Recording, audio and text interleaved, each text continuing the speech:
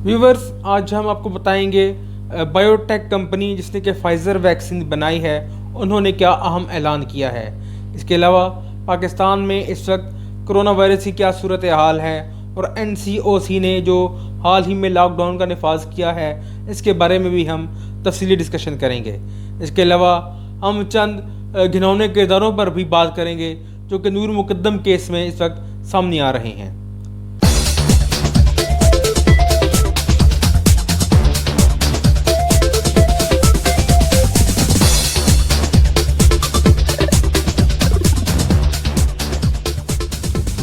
Viewers, biotech नामी company जिसने कि फाइज़र वैक्सीन बनाई है, उन्होंने अब ऐलान किया है कि हम तीसरी डोज़ भी बनाने की तैयारी कर रहे हैं। और ये डोज़ लगाने के लिए उन्होंने FDA यानी कि food and drug regulatory authority से रब्ता किया है। ये food and regulatory authority America में है और ये कंपनी भी अमेरिका की है।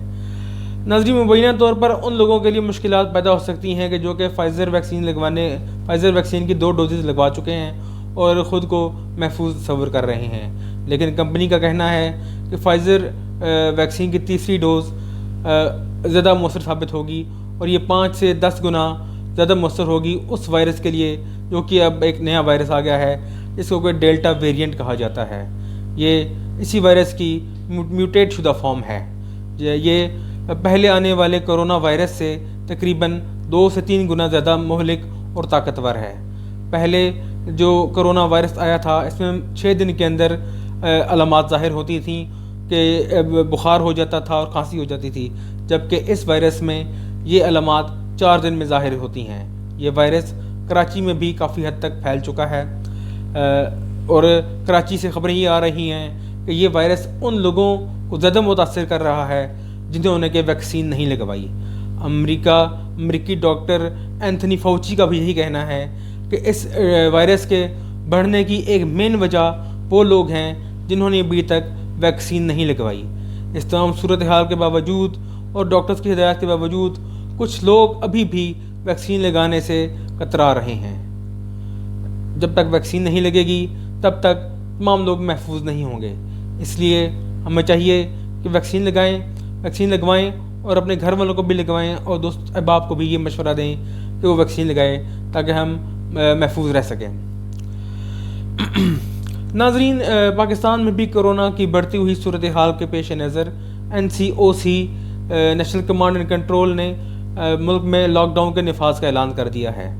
मेरी कुछ ताजिर भाइयों से बात हो रही थी, वो लोग काफ़ी परेशान थे कि ऐसा क्यों हुआ है जबकि ये वायरस तो ख़त्म हो चुका है। ऐसा नहीं होता, वायरस ख़त्म नहीं हुआ। ये दुरुस्त बात है कि इस तरह की वबाएँ हर 100-150 साल बाद आती हैं, लेकिन इनके साथ कैसे निपटा जा सकता है इस बारे में कोई भी कुछ भी नहीं जानता, क्योंकि 150 साल में 3 नस्लें ख़त्म हो जाती हैं। इसके बाद आने वाले लोगों को ये तो पता होता है कि फ़लाँ सन में वबा आई थी या फ़लाँ सदी में वबा आई थी, लेकिन इसको कैसे हैंडल करना है वो उनको नहीं पता होता। हुकूमतों के पास सबसे आसान तरीका लॉकडाउन का होता है, क्योंकि जब 18वीं सदी में स्पेनिश इन्फ्लुएंजा नामी वबा आई थी तो 2 रियासत के मेयर थे, जिसमें से एक रियासत ने, ये अमेरिकी रियासतें थीं, एक रियासत के मेयर ने फुल लॉकडाउन कर दिया। 15 से 20 दिन वहाँ लॉकडाउन रहा। वहाँ सामने आने वाले केसेस की तादाद 3 या 4 थी, जबकि दूसरी रियासत जिसमें लॉकडाउन नहीं किया गया था वहाँ आने वाले केसेस बहुत ज़्यादा थे।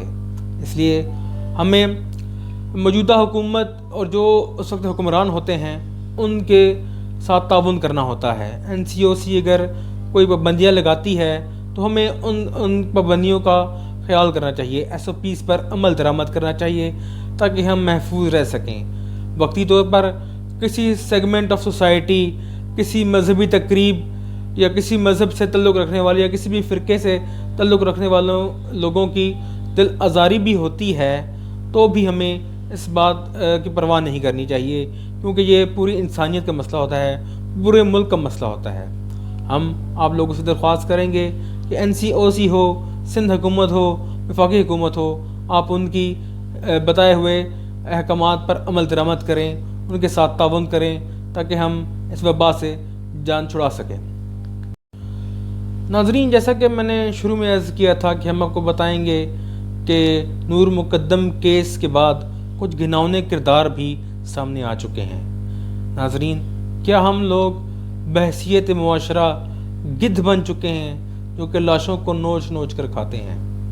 یہ میں سخت الفاظ اس لیے کہہ رہا ہوں کہ میں نے آج ایک انتہائی افسوسناک تھمبنیل دیکھا۔ تھمبنیل اس قدر افسوسناک اور اس قدر غیر مناسب تھا کہ یہاں پہ تصویر لگانا تو درکنار، میں آپ کو مندرجات بتا بھی نہیں سکتا۔ سب سے اہم بات جو میں نے نوٹ کی وہ وی لاگ بنانے والی ایک خاتون تھی۔ کیا ہم لاشوں کی تصدیق کر کے، مرنے والوں کے گھر والوں کی دل آزاری کر کے، ان کے زخموں پر نمک پاشی کر کے پیسے کمانا چاہتے ہیں؟ صرف چند ویوز کی خاطر، صرف چند لائکس کی خاطر ہم اپنی معاشرتی اقدار بھولتے جا رہے ہیں۔ کیا پیسہ کمانا ہی سب کچھ ہے؟ کیا لوگوں کی تذلیل کرنا ہی سب کچھ ہے؟ کیا لوگ جو پہلے ہی پریشان ہیں، جن کے اپنے اس دنیا سے چلے گئے ہیں، قتل ہو گئے ہیں بے دردی کے ساتھ، پوری دنیا میں ان کا تماشا بن گیا ہے، اور ہم لوگ انہی کے زخموں پر نمک پاشی کر رہے ہیں؟ یہ ایک لمحہ فکریہ ہے۔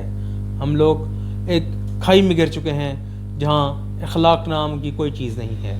یہاں پہ صرف پیسہ کمانا ہی مقصد ہے۔ آپ نیوز چینلز دیکھ لیں، وی لاگرز دیکھ لیں، چیخ چیخ کر معاشرے میں بے چینی پیدا کرنے میں یہ لوگ سب سے آگے ہیں۔ صرف اپنی ویورشپ بڑھانے کے لیے یہ لوگ کسی بھی حد تک جا سکتے ہیں۔ اللہ تعالیٰ ان کو ہدایت دے اور ہمیں ان سے بچنے کی توفیق عطا فرمائے۔